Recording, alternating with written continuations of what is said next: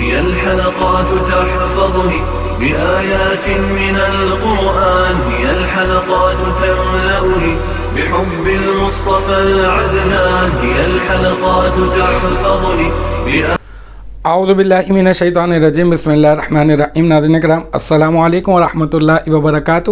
انشاءاللہ تبارک و تعالی آج ہم لوگ پڑھیں گے النحو الکبیر کا سبق نمبر 37، اسماء عاملہ کا بیان۔ اب تک جو ہے وہ اس سلسلے میں ہم لوگ جو ہے وہ تقریباً 6 ویڈیوز جو ہے وہ بنا چکے ہیں۔ یہ جو ہے وہ ہماری جو ہے وہ 7ویں ویڈیو ہوگی، اور ہم لوگ جو ہے وہ اسماء عاملہ کے بارے میں پڑھ رہے ہیں، اور آج جو ہے وہ انشاءاللہ تعالی ہم لوگ اس میں تفضیل کے بارے میں پڑھیں گے۔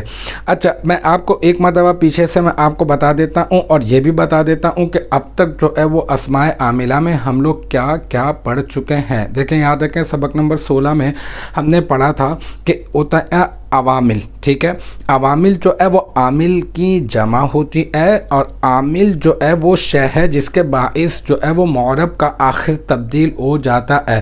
معرب کیا ہوتا ہے؟ معرب وہ ہوتا ہے جو مطلب تبدیلی کو قبول کرتا ہے، ٹھیک ہے۔ عامل آتا ہے تو اس کی حالت رفعی کبھی حالت نصبی اور حالت جری ہوتی ہے، جیسے کہ اس کی مثال ہے من زیدن۔ اب یہ من کیا ہے؟ یہ من حرف جر ہے، اور زیدن جو ہے وہ اس کا مجرور ہے، تو اس کو حالت جری میں کس نے کیا؟ من نے کیا۔ تو من کیا ہے؟ من عامل ہے نا، حرف جر ہے اور عامل ہے، اور یہ جو زیدن ہے یہ ہے اس کا معمول۔ تو المختصر یہ کہ عوامل کی 2 قسمیں ہوتی ہیں۔ عامل وہ شے ہے جس کے باعث معرب کا آخر تبدیل ہو جاتا ہے، عامل کی جمع عوامل ہے، اور عوامل جو ہے اس کی 2 قسمیں ہیں، عوامل لفظیہ اور عوامل معنویہ۔ عوامل لفظیہ وہ جو لکھنے اور پڑھنے میں آتے ہیں، عوامل معنویہ جو لکھنے اور پڑھنے میں نہیں آتے۔ عوامل معنویہ کے متعلق سبق نمبر 38 میں ہم لوگ جان چکے ہیں۔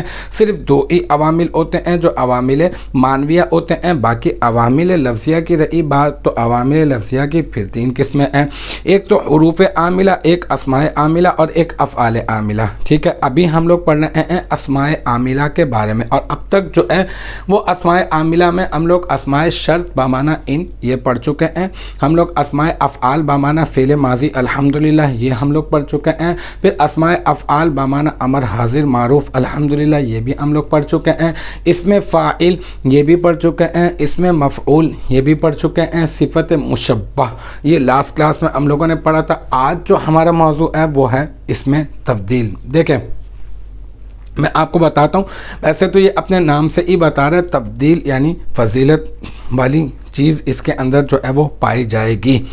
اچھا، ایک ہوتا ہے معنی مصدری، جیسے کہ میں نے آپ کو کہا دربن ایک معنی ہے، ٹھیک ہے، اور اس کا معنی ہے مارنا، ٹھیک ہے۔ تو یہ اس کے اندر مصدری معنی ہے، یہ مصدر ہے تو مصدر کا ہی معنی ہے۔ اسی طرح سے فتح کا معنی ہے کھولنا، اسی طرح سے نصر کا معنی ہے مدد کرنا۔ اچھا، اب اگر میں نصر سے اگر میں اس میں تبدیل اس میں فاعل بناتا ہوں تو کیا بنتا ہے؟ ناصر۔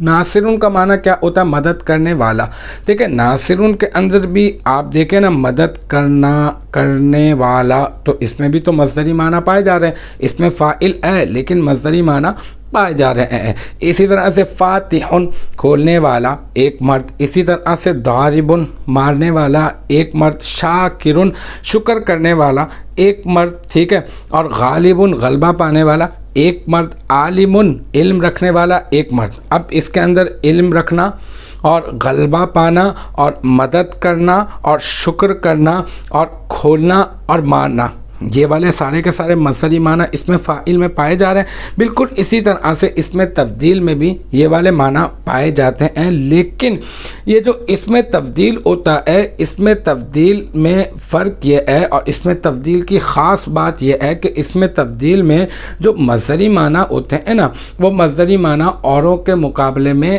کثرت سے پائے جاتے ہیں، ٹھیک ہے، اوروں کے مقابلے میں یہ زیادہ جو ہے وہ پائے جاتے ہیں۔ وہ اسم، اس میں تبدیل کی تعریف یہ ہے کہ وہ اسم جو کسی ایسی ذات پر دلالت کے لیے وضع کیا گیا ہو جس میں مصدری معنی دوسروں کے مقابلے میں دوسروں کے مقابلے میں، ویسے تو اس میں بھی پائے جاتے ہیں، دوسروں میں بھی پائے جاتے ہیں، لیکن دوسروں کے مقابلے میں اس میں زیادہ پائے جائیں۔ مثال کے طور پر اگر میں کہتا ہوں ضاربن، یہ اس میں فاعل ہے، اس کا معنی کیا ہوگا؟ مارنے والا ایک مرد۔ اچھا میں جب کہوں گا اضربو، تو اب اضربو کا معنی مارنے والا ایک مرد نہیں، بلکہ ہم کیونکہ میں نے بتایا نا زیادتی کے ساتھ پائے جاتے ہیں، تو اب اس کا معنی ہوگا زیادہ فضیلت، زیادہ فضیلت ہے نا، تو زیادہ مارنے والا ایک مرد، ٹھیک ہے۔ تو اضربو کا معنی ہوگا دوسروں کی بنسبت زیادہ مارنے والا ایک مرد۔ تو اب کیا ہوا کہ اس میں فضیلت تو ثابت ہو رہی ہے، ٹھیک ہے۔ اب جس کے لیے فضیلت ثابت ہو رہی ہے اسے کیا کہیں گے؟ اسے کہیں گے مفضل، ٹھیک ہے، یا مفضل کہہ دیں آپ، فضیلت سے ابھی آپ دعا نہ پڑھیں تو مفضل کہہ دیں کہ جس کے اور جس کے مقابلے میں ہو، جس کے مقابلے میں ہو اس کو کہیں گے مفضل علیہ۔ اب فضیلت تو آپ ثابت کریں گے نا آپ، ٹھیک ہے نا، تو اب تو ایک تو وہ کہ جس کے لیے فضیلت ثابت ہو رہی ہوگی وہ، اور ایک وہ شخص جس کے مقابلے میں آپ فضیلت، مطلب زید جو ہے وہ عمر سے اچھا ہے، تو اب آپ زید کی فضیلت بیان کرنے چاہ رہے ہیں اور عمر کے مقابلے میں کرنا چاہ رہے ہیں، تو زید کیا ہے؟ زید ہو جائے گا مفضل، اور جو عمر ہے وہ کیا بن جائے گا؟ وہ بن جائے گا مفضل علیہ، کیونکہ اس کے مقابلے میں آپ جو ہے تو یہ مفضل اور مفضل علیہ کس کو کہیں گے؟ جس کے لیے فضیلت ثابت ہو رہی ہوگی اس کو کہیں گے مفضل، اور جس کے مقابلے میں ہو رہی ہوگی اس کو کہیں گے مفضل علیہ، ٹھیک ہے۔ یہ بات آپ کی سمجھ میں آ گئی ہوگی۔ اب آگے چلتے ہیں کہ اس کا عمل کیا ہوگا۔ دیکھیں اس کا عمل آسان ہے، اس میں کوئی اتنی مشکل بات نہیں ہے، اس میں ایک ضمیر چھپی ہوئی ہوتی ہے اور وہ ضمیر ہوتی ہے ہوا، ٹھیک ہے۔ اچھا یہ کیا کرتا ہے؟ اس میں تفضیل کا عمل یہ ہے کہ یہ اپنے فاعل پر عمل کرتا ہے، اور میں نے کہا کہ اس کا فاعل کیا ہوتا ہے؟ اس کے اندر ہوا ضمیر، تو اس کا فاعل ہوا ضمیر ہے جو خود اس کے اندر مستتر ہے، تو یہ اپنے فاعل کو کیا کرتا ہے؟ اس پر عمل کرتا ہے، تو حالت رفعی میں ہی ہے وہ، تو ہم یہ کہیں گے کہ یہ اپنے فاعل کے اوپر عمل کرتا ہے۔ اب اس میں تفضیل کا جو استعمال ہوتا ہے نا وہ کبھی من کے ساتھ ہوتا ہے، کبھی الف لام کے ساتھ ہوتا ہے، اور کبھی جو ہے وہ اضافت کے ساتھ ہوتا ہے۔ یہ تینوں میں نے مثالیں لکھ دی ہیں یہاں پر۔ اگر من کے ساتھ ہے جیسے زید افضل من امرن، ٹھیک ہے نا، ابھی میں نے آپ کو یہ بتائی بھی تھی عبارت کہ زید جو ہے وہ زیادہ فضیلت والا ہے، کس سے؟ عمر سے، ٹھیک ہے۔ تو زید جو ہے یہاں پر مفضل ہو گیا اور امرین جو ہے وہ مفضل علیہ ہو گیا، ٹھیک ہے۔ الف لام کے ساتھ اس کی مثال یہ ہے جیسے جاءنی زید الافضل، اب یہ الافضل دیکھیں الف لام کے ساتھ آیا، میرے پاس افضل آیا، یعنی زیادہ فضیلت والا جو ہے وہ، میرے پاس زید جو ہے وہ زیادہ فضیلت والا جو ہے وہ زید آیا۔ اچھا اسی طرح سے اضافت کے ساتھ بھی اس کی ہوتی ہے، جیسے کہ زید افضل القومی، ٹھیک ہے۔ تو اب یہاں پر یہ افضل القومی کر دیں آپ، تو یہاں پر یہ افضل جو ہے نا، افضل یہ مضاف ہو رہا ہے القومی کی طرف، زید قوم میں زیادہ فضیلت والا ہے۔ تو تین طرح سے اس کے استعمال ہوتے ہیں، من کے ساتھ، الف لام کے ساتھ اور اضافت کے ساتھ، ٹھیک ہے۔ یہ میں نے آپ کو اس کے استعمالات بتا دیے، اس کا فاعل میں نے آپ کو بتا دیا، اس کا عمل میں نے جو ہے وہ آپ کو بتا دیا۔ اب چلتے ہیں آگے۔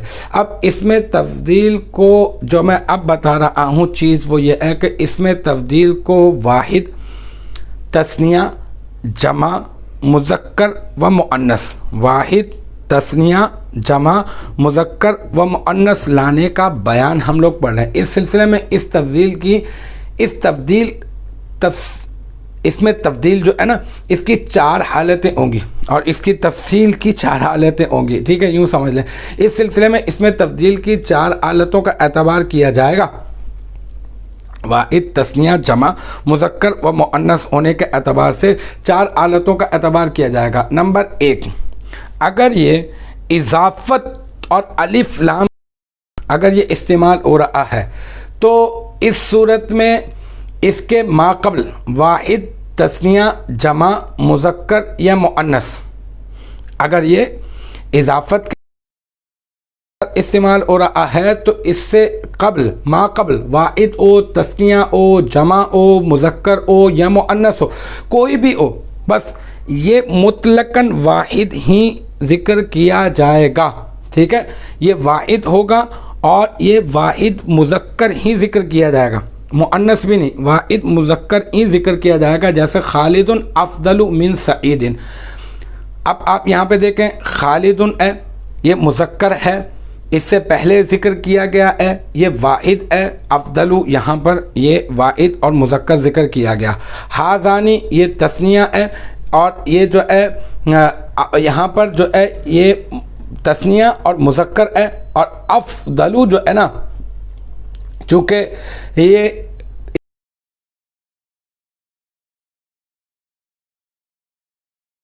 اور مذکر ہی ہے۔ اسی طرح سے آپ لے لیں فاطمہ، ٹھیک ہے،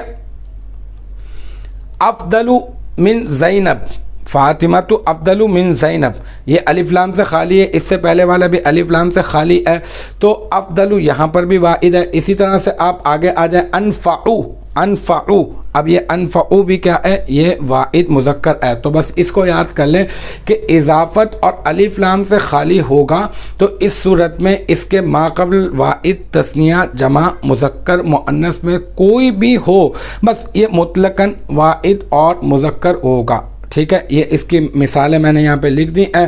اچھا، اب دوسرا یہ کہ الف لام کے اگر ساتھ ہوگا تو پھر کیا صورت ہوگی؟ اگر الف لام کے ساتھ ہوگا تو اس صورت میں اس کی ما قبل کے ساتھ مطابقت واجب ہے، ضروری ہے، یعنی اگر یہ الف لام کے ساتھ ہے تو اس سے پہلے جو بھی ہوگا، اگر واحد ہے تو واحد، تثنیہ ہے تو تثنیہ، جمع ہے تو جمع، مذکر ہے تو مذکر، مؤنث ہے تو مؤنث، جیسے اول افضل، اب یہ ہوا کیا، یہ واحد ہے مذکر ہے تو الافضل بھی واحد ہے مذکر ہے، ہی الفضلہ، یہ واحد ہے مؤنث ہے تو الفضلہ بھی واحد ہے مؤنث ہے، ہما الافضلانی، ہما تثنیہ ہے مذکر ہے، افضلانی بھی تثنیہ ہے مذکر ہے، الفاطمتانی ہم الفضلیانی، الفاطمتانی تثنیہ ہے مؤنث ہے تو لہذا یہاں پر یہ بھی کیا ہے، یہ بھی مؤنث ہے فضلیانی، اور تثنیہ بھی ہے، تو اس میں مطابقت ہوگی جب الف لام کے ساتھ ہوگا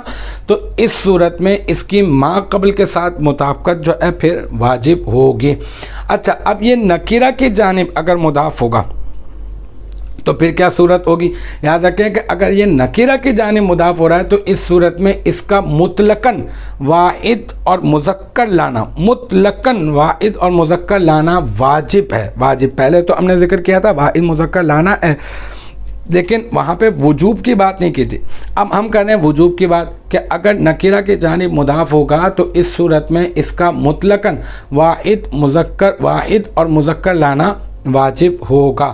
خالد افضل قائد، ٹھیک ہے، افضل مضاف ہے قائدین کی طرف اور قائدین نکرہ ہے، اب افضل کو واحد مذکر ذکر کیا، فاطمہ افضل امرأۃ، اب افضل مضاف ہے، امرأۃ مضاف الیہ ہے اور امرأۃ نکرہ ہے، اور یہ افضل کو واحد مذکر ذکر کیا، ہذان افضل رجلین، اب یہ افضل مضاف ہے اور رجلین مضاف الیہ، اور رجلین کیا ہے، یہ نکرہ ہے، ٹھیک ہے، تو افضل کیا ہے، یہ مضاف ہے اور یہ واحد مذکر ذکر کیا، ہاتانی افضل امرأتین، تو امرأتین، تو افضل یہاں پہ واحد مذکر ذکر کیا کیونکہ امرأتین کیا ہے، یہ بھی یہ نکرہ ہے، تو بس یہ نکرہ کی جانب مضاف ہوگا تو اس صورت میں اس کا مطلقاً واحد اور مذکر لانا واجب ہوگا۔ اب ایک اور صورت کہ اگر یہ معرفہ کی جانب مضاف ہے، نکرہ کی جانب مضاف نہیں بلکہ یہ اگر معرفہ کی جانب مضاف ہے تو اس وقت دو صورتیں جائز ہیں کہ اسے فقط واحد مذکر لایا جائے، اور دوسرا یہ کہ ما قبل سے مطابقت کا لحاظ رکھا جائے، آپ دونوں کر سکتے ہیں، اب چاہیں تو آپ جو ہے جیسے آذانی افضل القومی یا پھر افضل القومی، ہاؤلائی افضل القومی یا پھر افضل القومی، تو اس طرح سے دونوں صورتیں جو ہے وہ ہو سکتی ہیں۔ یہ ہو گئی ہماری اس کے واحد تثنیہ جمع مذکر اور مؤنث لانے کے اعتبار سے ہماری یہ بات ہو گئی۔ اچھا، اب جو ہے وہ ہم لوگ بات کریں گے حمزہ اسم تفضیل، جو اسم تفضیل کا جو حمزہ ہوتا ہے نا، کبھی کبھی اس کو حذف کر دیا جاتا ہے. تو یہی بات یہاں پر لکھی ہے، بسا اوقات کثرت استعمال کے باعث، بہت زیادہ استعمال کی وجہ سے اس کا حمزہ جو ہے وہ حذف کر دیا جاتا ہے. جیسے خیرن آپ نے دیکھا نا استعمال ہوتا ہے، شرن یہ بھی استعمال ہوتا ہے. تو خیرن اور شرن اصل میں یہ تھا اخیر اور اشر، ٹھیک ہے. اس کے حمزہ کو ہٹا دیا تو اب یہ خیر بن گیا، اور اشر کے حمزہ کو ہٹا دیا تو یہ کیا بن گیا؟ شر بن گیا. تو کبھی کبھی اس کے حمزہ کو ہم لوگ حذف بھی کر دیتے ہیں. تو الحمدللہ آج جو ہے وہ ہم نے کیا جانا، ہم نے اس میں تفضیل کے بارے میں جانا، اس میں تفضیل کا جو ہے وہ عمل جو ہے وہ ہم نے جانا.